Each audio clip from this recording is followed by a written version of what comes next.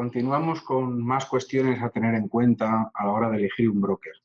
En este caso, como ven ustedes en la pantalla, hablamos sobre acciones. Normalmente hay que tener en cuenta que los brokers nos tienen que ofrecer acciones, las llamadas sintéticas con apalancamiento y acciones llamadas también sintéticas sin apalancamiento. La cuestión de acciones sintéticas son unas acciones que replican las acciones del mercado al contado y están hechas a base de puntos de swap. Es decir, en este caso, este sí que es el procedimiento habitual que utilizan los brokers desde hace años para la operativa con CFDs y con acciones.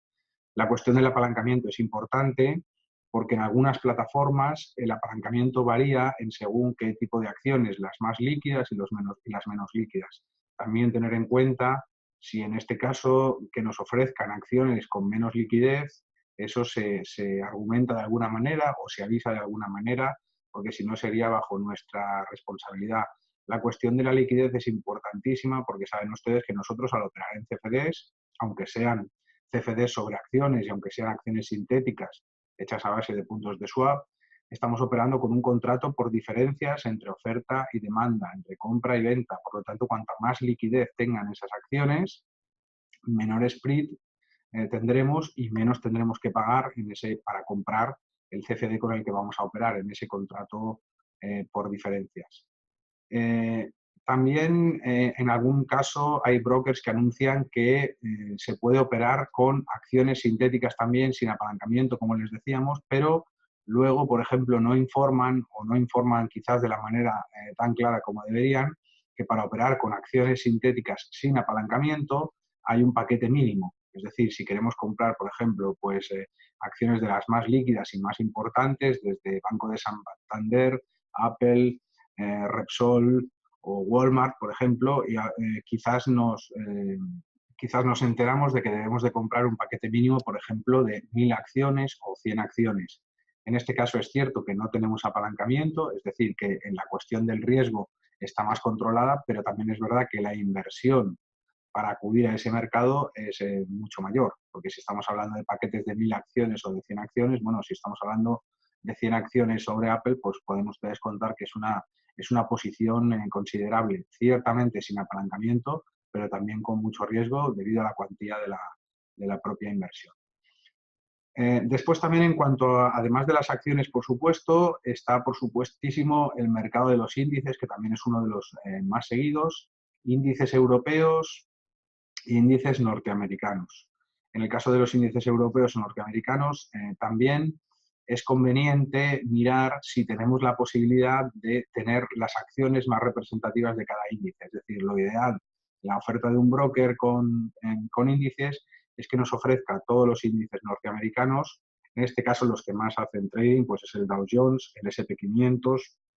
y el Nasdaq. El Russell 2000, digamos que tiene menos trading, pero también es un índice interesante, pero este sí que podría ser prescindible. Pero también es cierto que lo ideal sería esto, poderlo combinar con acciones sintéticas, ya sea con apalancamiento o sin apalancamiento, las acciones más representativas de cada uno de esos índices. Por ejemplo, si puedo disponer de una operativa, puedo operar en Dow Jones y también puedo operar, por ejemplo, con Caterpillar o con Bank of America, es decir, alguna de o por supuesto en Nasdaq, con Facebook o con Google, porque de esta manera podemos aprovechar todo el recorrido de cobertura y de inversión que tienen los CFDs. Es decir, podemos tomar posiciones opuestas, podemos hacer operaciones de equity risk, es decir, repartir el riesgo entre las acciones representativas del índice y ese mismo índice, tomar una posición alcista, por ejemplo, en el índice y una operación bajista, por ejemplo, o una cobertura en acciones que tengan una beta, es decir, una relación con el índice menor. Relacionado con lo que estamos comentando sobre las acciones, también es muy interesante que el mismo broker, la misma plataforma donde operamos, podamos tener acceso a las acciones más representativas de cada uno de los índices. Por ejemplo, si el broker nos ofrece los índices norteamericanos habituales, que son los más tradeables, por así decir, como Dow Jones, S&P 500 y Nasdaq, pues poder tener como mínimo las empresas más representativas de cada uno de esos índices para poder hacer operaciones de cobertura. Por ejemplo, ponerlos largos en la acción y cortos en el índice o viceversa, o largos tanto en la acción como en el índice, en función de cuestiones relacionadas con el PER o relacionadas con la beta de esa acción respecto a su índice. Como mínimo, las más significativas, pues si es